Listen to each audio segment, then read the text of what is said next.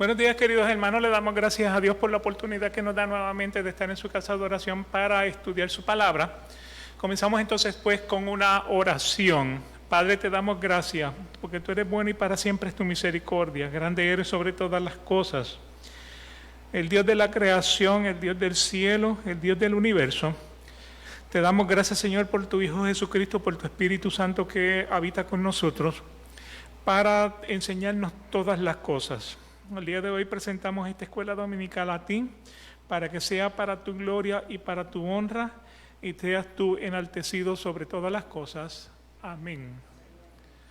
En la clase anterior iniciamos con la introducción a la Confesión de Fe de Westminster, el capítulo 18, de la seguridad de la gracia y de la salvación. O sea, estamos estudiando específicamente la seguridad bíblica que existe en términos de la gracia y de la salvación.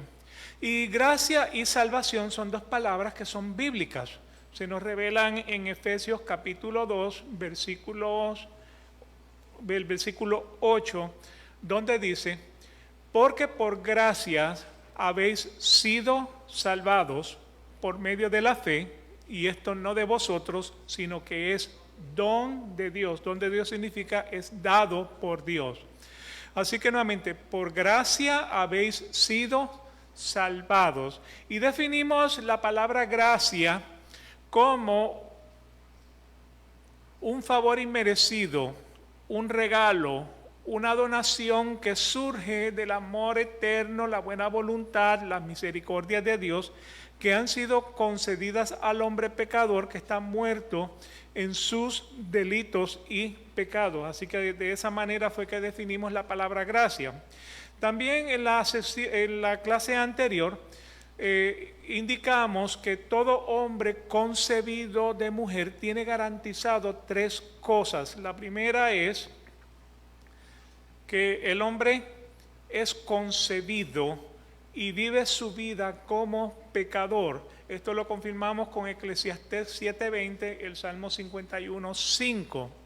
La segunda garantía que tiene el hombre que es concebido de mujer es que todo hombre va a experimentar la muerte. Y dijimos que muerte pues se define como separación y que el hombre puede experimentar dos tipos de muerte: una muerte física, donde tanto el espíritu se separa del cuerpo, y como ejemplo utilizamos a Jesucristo cuando está en la cruz del Calvario, y él dice: Padre, en tus manos encomiendo mi espíritu. Cuando Jesucristo pues, prácticamente muere, el espíritu fue a las manos de Dios como él lo pidió en esa última palabra, pero su cuerpo quedó colgado de la cruz. El segundo tipo de muerte que puede experimentar el hombre es una muerte espiritual. Es una muerte donde Dios se separa del hombre. Y en el caso de Adán, cuando Adán pecó, el Espíritu de Dios, que era lo que lo cubría, se separó, porque nuevamente Dios no puede habitar donde está el pecado. Y entonces Adán se sintió desnudo, Adán se sintió avergonzado. ¿Por qué razón? Porque la presencia de Dios que lo cubría se separó, se experimentó una separación, experimentó una muerte espiritual. Y el hombre concebido de mujer tiene entonces una tercera garantía, y esta tercera garantía es que cuando el hombre muere, o sea, lo que da es un paso a la eternidad. Es un paso consciente y es un paso que es eterno. Y esto lo vimos en Lucas capítulo 16, versículo 19 al 31, donde aparece Jesús hablando sobre el rico y Lázaro, donde el rico muere y fue enterrado, y se encontró entonces en un lugar de tormento que se llamaba el Hades. Y el pobre, cuando muere, es llevado por los ángeles al seno de Abraham, y el seno de Abraham está haciendo alusión a estar en la presencia de Jesucristo, porque nuevamente el apóstol Pablo decía, o sea, muerto al cuerpo, presente ante Jesucristo, en la presencia de Jesucristo.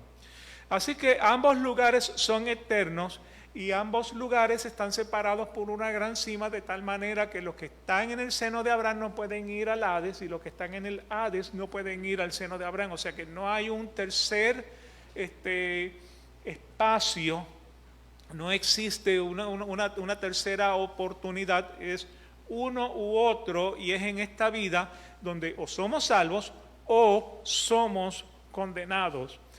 Entonces es por gracia, por ese gran amor, esa rica misericordia de Dios y el sacrificio violento de Jesús en la cruz, por la cual somos salvos.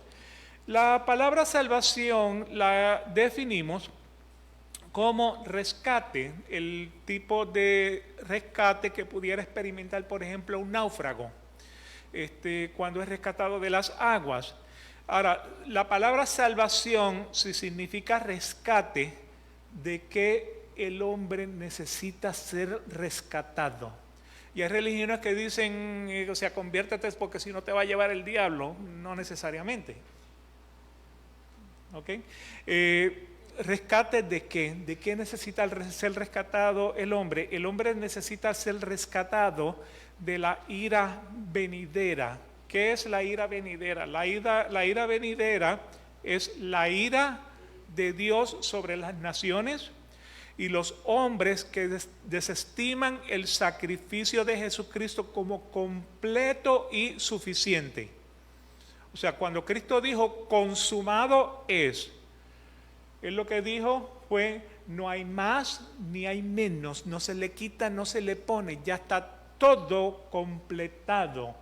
La obra que el Padre le ordenó a Jesucristo fue completada en la cruz del Calvario, y por eso entonces Él dice consumado es. Entonces ese sacrificio es completo y suficiente. Y la otra causa por la cual el hombre va a recibir la ira de Dios es por no obedecer los mandamientos de Jesucristo. Esto lo podemos confirmar en Primera de Tesalonicenses capítulo 1 versículo 10, donde dice: y esperar de los cielos a su Hijo, al cual resucitó de entre los muertos, es decir, a Jesús, quien nos libra de la ira venidera. Entonces,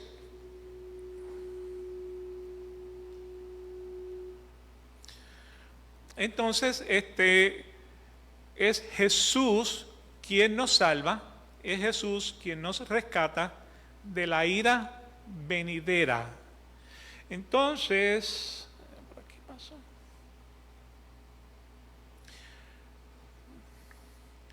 Entonces, ¿por qué, si la salvación es tan sencilla como le explica la Biblia, por qué existe tanta confusión en el tema de la salvación?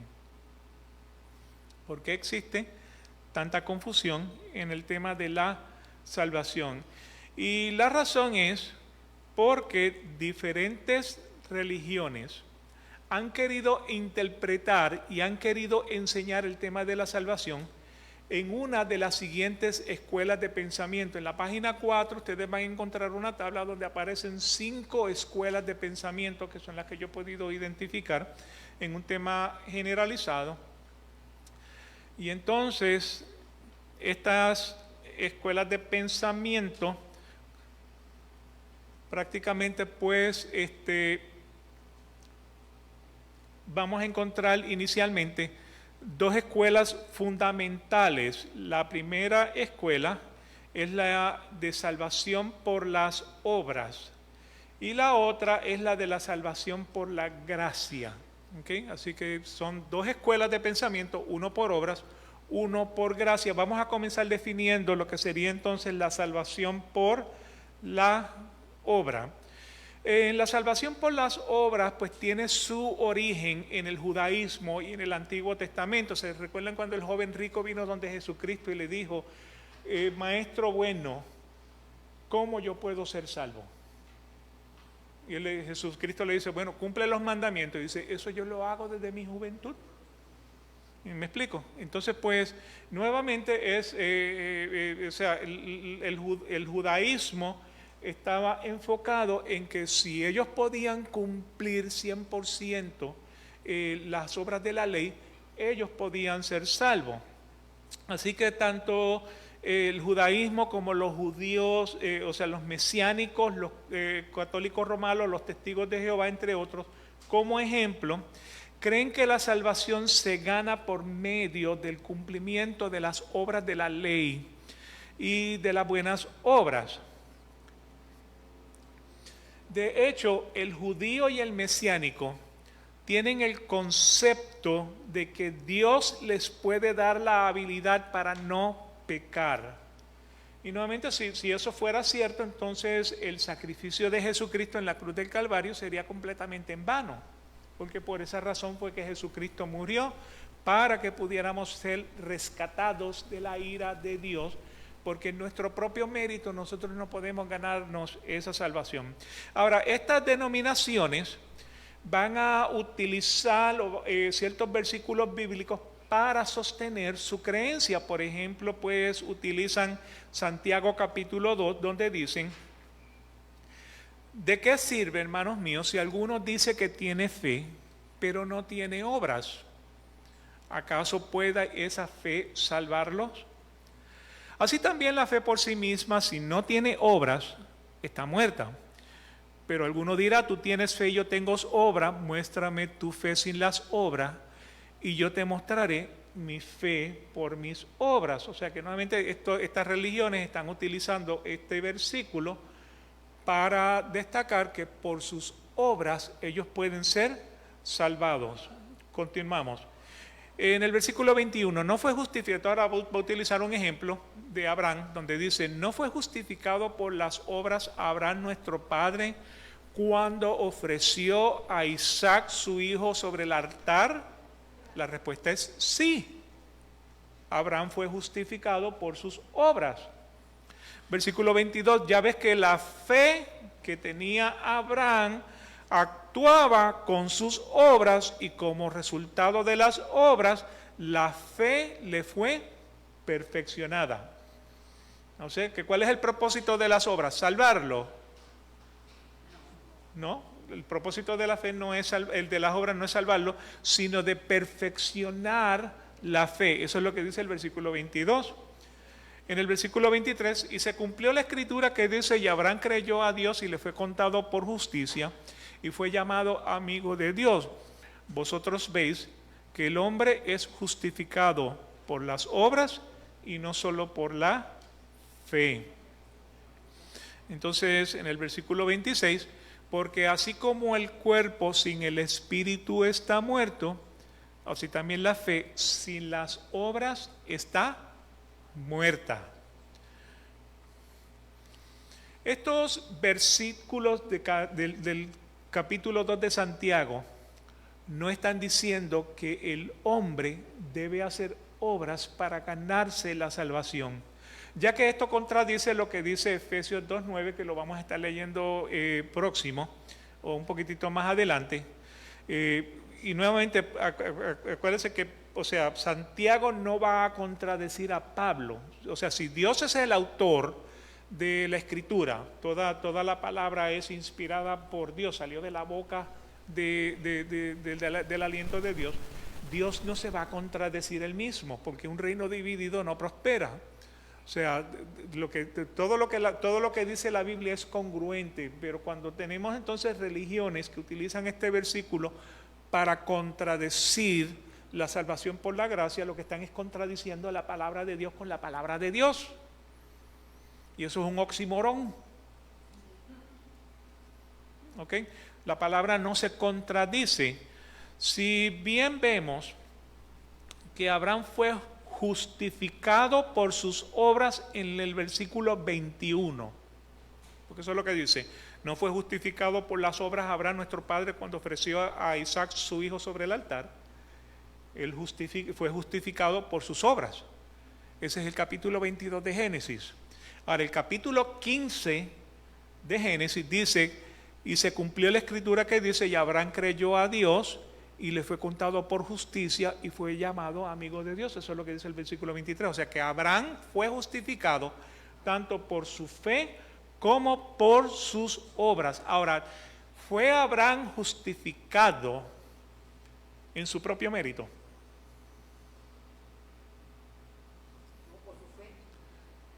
¿Fue Abraham justificado por su propio mérito? ¿Quién es el que justifica? El que justifica es Dios. Y eso lo podemos ver en Romanos capítulo 8, versículo 28 al 30, donde dice: y sabemos que los que aman a Dios todas las cosas cooperan para bien, esto es, para los que son llamados conforme a su propósito. Porque a los que de antemano conoció, ¿desde cuándo nos conoce el Señor? Desde que estamos en el vientre de nuestras madres. ¿Desde cuándo nos conoce el Señor? El Señor nos conoce desde antes de la creación del mundo, ya nuestros nombres estaban escritos en el libro de la vida. ¿Ok? Porque de los que de antemano conoció, también los predestinó a ser hechos conforme a la imagen de su Hijo, para que Él sea, Cristo, sea el primogénito, no el primogénito por nacimiento, no el primogénito por ser un ser creado, sino por el primogénito por el derecho de ser el primero, el hijo, el primer varón de la familia. O sea que en la cultura judía, cuando usted tenía 2 o 3 hermanos, al varón le toca, el primogénito le tocaba la herencia mayor, al segundo le tocaba una menor herencia, al tercero le tocaba una menor herencia.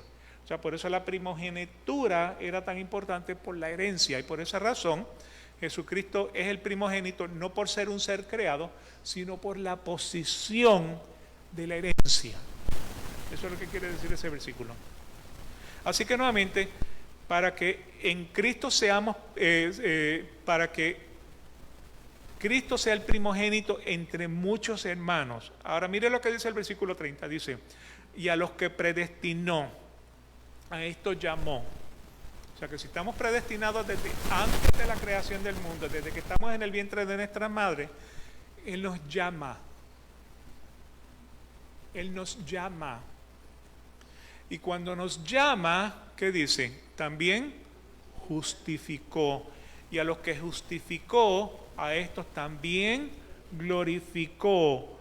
Entonces, ¿qué significa la palabra justificar? Declarado inocente.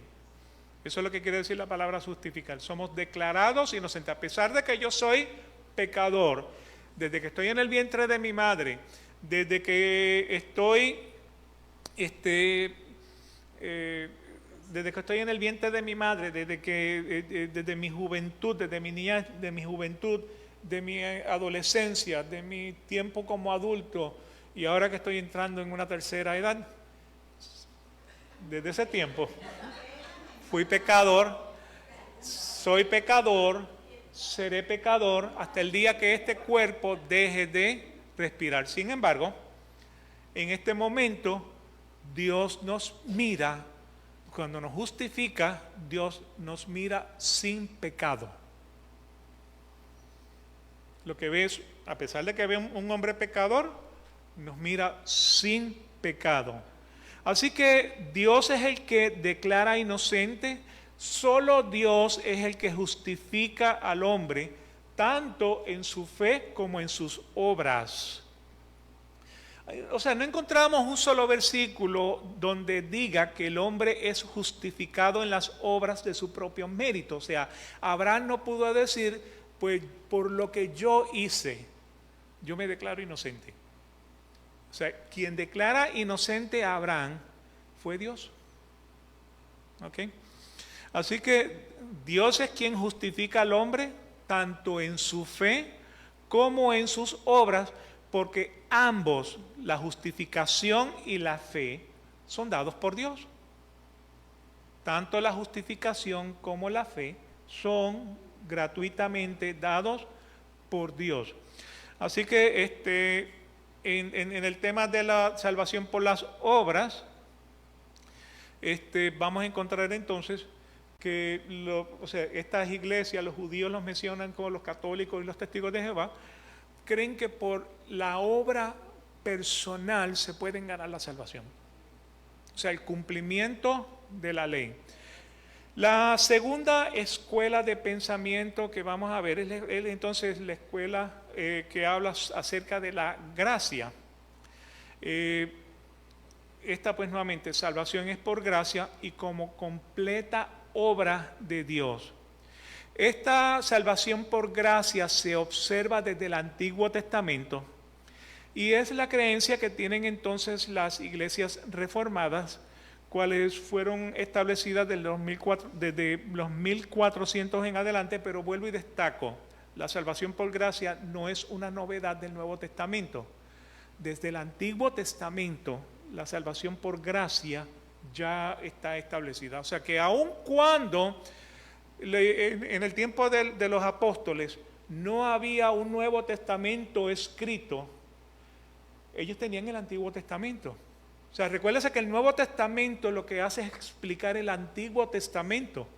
Por eso es que Jesucristo decía muchas veces, es que ustedes no han leído donde decía tal cosa.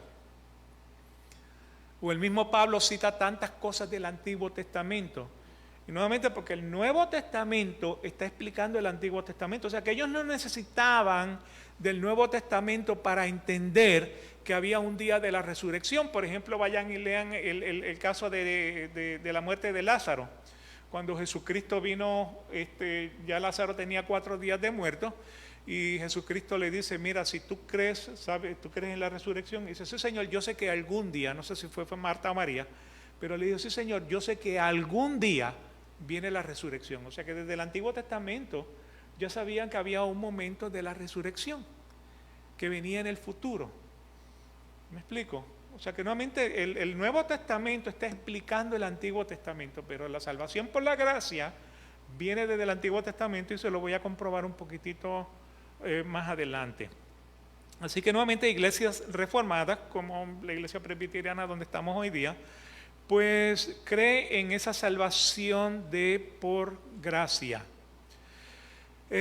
También los luteranos, los evangélicos, los presbiterianos, todas estas, o sea, nuevamente iglesias reformadas, porque dentro de estos grupos pues pueden existir, o sea, a pesar de que son bautistas, pues no son reformados, a pesar de que son presbiterianos, no necesariamente son reformados. No estoy seguro si los luteranos también tienen una denominación no reformada o todos son reformados. ¿Perdón? Ok, puede que los luteranos también tengan otra, o sea, que la moneda tiene 2 caras, una reformada y una sin reforma. Así que dependiendo de dónde está la moneda, pues. Ahora, los reformados, como tal, pues fundamentan la creencia en Efesios capítulo 2.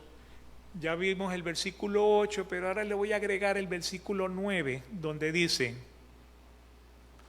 porque por gracia habéis sido salvados por medio de la fe, y esto no de vosotros, sino que es don de Dios. Mire lo que dice el versículo 9, no por obras, para que nadie diga, por mi propio mérito yo me gane la salvación.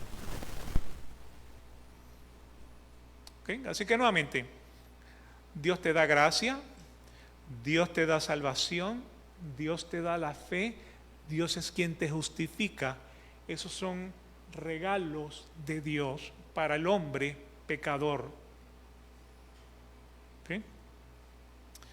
Así que es por gracia, es por la fe que Dios nos da, es que somos salvados, no por obras para que nadie se gloríe.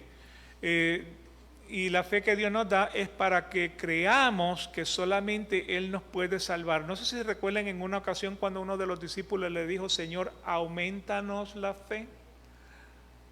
En otras palabras, que Dios nos da una medida de fe para que vayamos creyendo más y más cada día. O sea, si nos la da toda de un golpe, nos vamos a abrumar, porque es mucha información que hay que procesarla poco a poco. O sea, es como el niño, cuando se le da entonces, o sea, su poquito de leche, y luego entonces se le da una fruta sólida, y luego cuando es adulto, pues come carne hasta que se le salga el colesterol por las orejas. ¿Ok? Así que Por esa razón vamos entonces de a poquito. Así que la creencia de la salvación por gracia es que el hombre no es merecedor de la salvación, pero Dios lo ama incondicionalmente como para darle la salvación a los que van a creer. Y esto es lo que prácticamente nos dice Juan 3:16, porque de tal manera amó Dios al mundo que dio a su Hijo unigénito para que todo aquel que cree en Él no se pierda, mas tenga vida eterna. Tome nota que ahí no dice, mas el que cree y hace obras. Dice simplemente el que cree. ¿Ok? No se pierda y tenga entonces una vida eterna. O sea, Dios reconoce lo que ya he mencionado, que el hombre es pecador desde su juventud, es pecador desde su nacimiento. Sin embargo, por medio de Jesucristo, Dios lo ve justo, como si el hombre no tuviera pecado. Aunque el hombre no deja de ser un pecador, o sea que el que justifica, el que declara inocente es Dios. Así que nuevamente, estas son las dos principales, o sea, creencias de diferentes iglesias, pues entonces enseñan en la salvación por la obra, y diferentes iglesias enseñan la salvación entonces por la gracia. Ahora, una tercera ola que vamos a encontrar es las iglesias que enseñan o que combinan gracia más obra, o sea que es una tercera ola de enseñanza en la salvación. Estas son iglesias que predican el libre albedrío, y de eso hablaremos un poquitito más adelante, pero estos combinan las creencias opuestas de la obra más la gracia. O sea, porque acuérdense que obra y gracia son completamente opuestas, así que entre medio de ellos han querido poner la creencia de la gracia más las obras, queriendo decir que la salvación es por gracia, pero usted tiene que hacer obras. ¿Okay? Y dentro de estas iglesias pues encontramos entonces pentecostales carismáticos no reformados.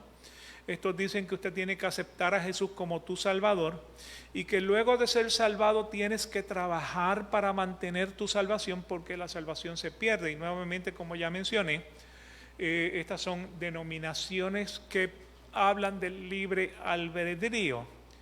Estos incluyen pues pentecostales, los carismáticos y otras denominaciones no reformadas, y nuevamente dentro de los bautistas, dentro de los presbiterianos y posiblemente dentro de los luteranos hay denominaciones que son no reformadas. Versículos que ellos puedan utilizar para sostener la creencia de la gracia más las obras sería entonces Filipenses capítulo 2, versículo 12, donde dice: así que, amados míos, tal como siempre habéis obedecido no solo en mi presencia, sino ahora mucho más en mi ausencia. ¿Quién está escribiendo esto? El apóstol Pablo, la carta a los filipenses. Entonces Pablo dice: ocupaos en vuestra salvación con temor y temblor. O sea, Pablo no se va a contradecir él mismo. ¿Me explico? Porque Pablo ya dijo en Efesios capítulo 2, versículos 8 y 9, que la salvación era gracia, fe, no por obras, un regalo de Dios. Entonces ahora Pablo no va a decir: espérate, me equivoqué, ocúpate de tu salvación con temor y temblor. O sea, tienes que trabajar para tu salvación. Y realmente eso no es lo que está diciendo este versículo. Este versículo lo que está diciendo es que, o sea, lo que Pablo nos va a estar enseñando aquí, espérate que me salté algo, lo que Pablo nos va a estar enseñando aquí es que nuevamente la salvación no es por las obras. Cuando él dice: ocupaos en vuestra salvación con temor y temblor, nos enseña que una vez el hombre es salvado, el hombre entonces vive en santidad, trabaja en santidad. ¿Por qué razón? Porque a pesar de que somos justificados por la gracia de Dios, lo que el Señor salva, lo que el Señor redime es el espíritu del hombre, más no la carne. Carne y sangre no entran en el reino de los cielos. Por lo tanto, no dejamos de ser pecadores, seguimos expuestos a lo que serían las tentaciones del diario vivir. Y al estar expuestos a las tentaciones del diario vivir, tenemos entonces nosotros que trabajar en rechazar al diablo para que éste huya de ustedes. O sea, porque Dios no es el que te tienta es el diablo. Ahora, Dios lo puede utilizar como instrumento para que tú seas tentado, no porque él no sabe dónde tú estás, sino para que tú descubras dónde está tu creencia. Y le diga, Señor, eso no es lo que yo quiero, no quiero, eso no lo quiero, no me dejes caer en tentación. Y por esa razón, entonces ustedes cuando lean un versículo, tienen que leer antes y tienen que leer después, porque el versículo 13 continúa de la siguiente manera. O sea, nos quedamos en el 12, ocupados en vuestra salvación con temor y temblor. ¿Qué dice el versículo 13? Porque Dios es quien obra en vosotros tanto el querer como el hacer para su beneplácito. O sea que Dios pone en nuestros corazones las acciones que nosotros vamos a hacer en nuestro diario vivir para que podamos entonces vivir en santidad. ¿Me explico? O sea que si ustedes, o sea, lo contemplan en el global, es completa obra de Dios. Así que Dios obra en el hombre por medio de su providencia, para que el hombre quiera y haga de acuerdo a la buena voluntad de Dios. De esta manera Dios justificó a Abraham en su fe y en sus obras. O sea que Abraham no fue autojustificado, sino que Dios fue el que lo justificó. El tema del libre albedrío, como quedamos entonces para hablarlo, establece que el hombre, o sea, tiene todo el derecho de elección, de decidir lo que quiere hacer en su diario vivir. O sea, el hombre decide cómo se va a vestir, el hombre decide a dónde va a ir, el hombre decide qué va a comer, o sea, el hombre decide si va a saltar un banco o si va a ir a salvar a donar sangre para salvar una vida. ¿Me explico? O sea, el hombre tiene ese libre albedrío para decidir todo lo que va a hacer en su diario vivir. Y esto lo vemos en Lucas capítulo 6, versículo 45, donde dice: el hombre bueno del buen tesoro de su corazón saca lo que es bueno, y el hombre malo del mal tesoro saca lo que es malo, porque de la abundancia de la boca, de la abundancia del corazón, habla su boca. O sea que el hombre tiene el derecho completo de decidir cómo va a ser su día. Entonces, una persona salvada hace buenas obras, una persona condenada hace malas obras. ¿Me explico?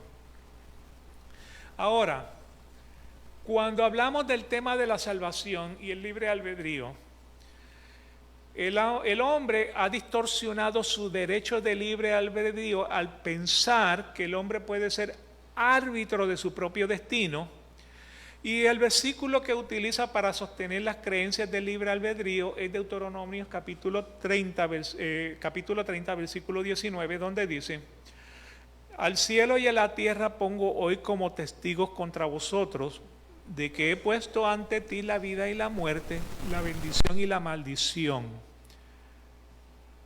Escoge, pues, la vida para que vivas tú y tu descendencia. O sea, el principio de escoger establece que el hombre es poseedor de un libre albedrío, y por esto el hombre se convierte en árbitro de su propio destino. O sea, el hombre escoge si quiere ser salvo o no quiere ser salvo. Pero algunos problemas que podemos tener con este punto de vista son los siguientes. Primero, Dios omnisciente, que conoce las intenciones de los corazones, no sabe si el hombre quiere ser salvo o no. O sea que de la única manera, o sea, el hombre en el libre albedrío no le dice a Dios, yo quiero ser salvo, yo quiero ser condenado, y hasta la muerte Dios tiene que esperar para saber si el hombre puede o no puede, o será o no será. Que realmente no es real a lo que nos enseña la Escritura. ¿Me explico? O sea, usted puede escoger hacer todo el pecado que quiera en su diario vivir, pero a la hora de la salvación, usted no puede decir yo escojo a Dios o yo rechazo a Dios. ¿Me explico? Porque nuevamente, desde antes de la fundación del mundo, Él ya nos había predestinado. Y desde antes de o sea, en nuestro diario vivir, Él nos atrae por medio de su providencia. Lo segundo, que es el problema con el libre albedrío, es que el hombre puede entonces perder su salvación luego de ser salvado.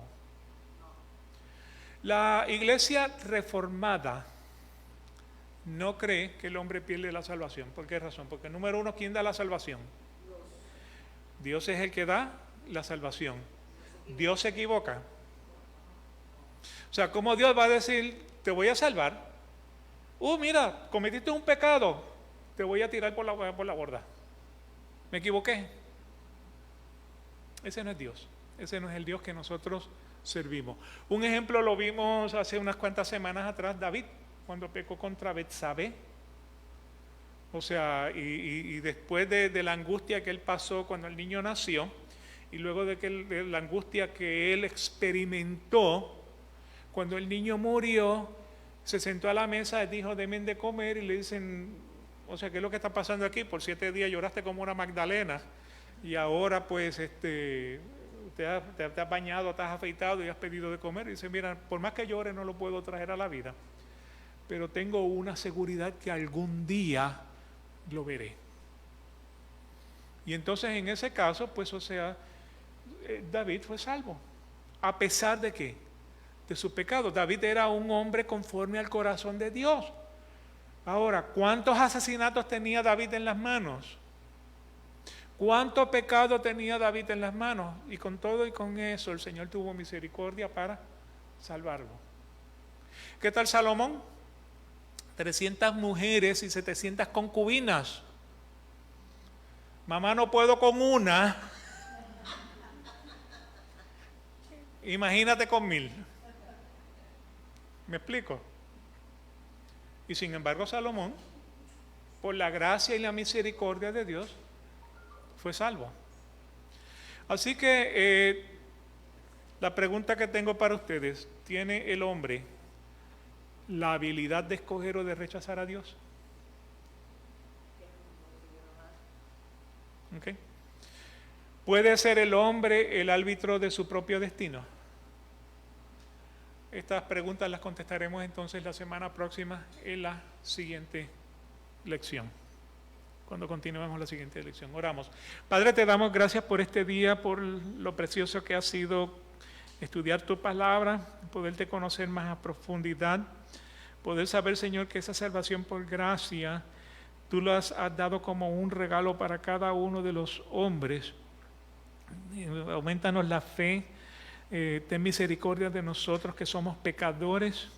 Confiamos, Señor, que el día que este cuerpo deje de respirar, podamos estar en tu presencia, como decía Pablo, muerto al cuerpo, pero presente al Señor. Te pedimos que te quedes con nosotros el resto del servicio, sea de bendición para cada uno de nosotros. Te alabamos, te glorificamos, te bendecimos sobre todas las cosas, para gloria y honra de tu nombre. Amén. Y el pueblo de Dios dice, amén. Y nos veremos entonces, Dios mediante, en el servicio. Que Dios los bendiga.